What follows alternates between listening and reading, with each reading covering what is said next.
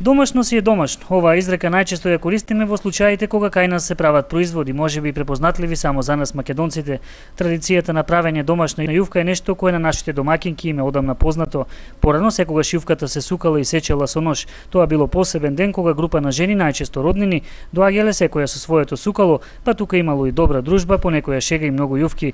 Рецептот за домаќинките кои денес убавото време го искористија за подготовка на јувки е повеќе од познат. Што е потребно за да се кората да биде квалитетна и во текот на зимата добро се подготви? Брашно, манку солца и го замесат и го размесат па на маленки корички. Таквија тука те. Това е сама мала корате. Не ми ја навеама. Тука. И сега ја расукаме ја и сушиме на сонце.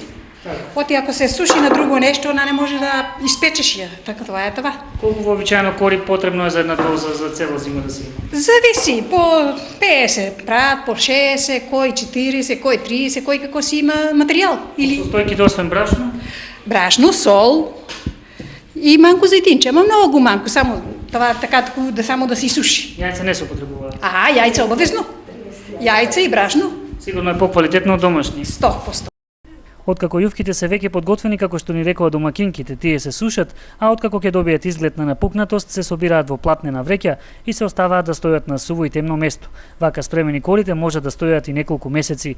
Инаку јувките се производ кој е достапен и во поголемите маркети. Цената е 500 до 600 денари за 100 кори, за кои е потребно и 5 кг брашно и 2 литри млеко.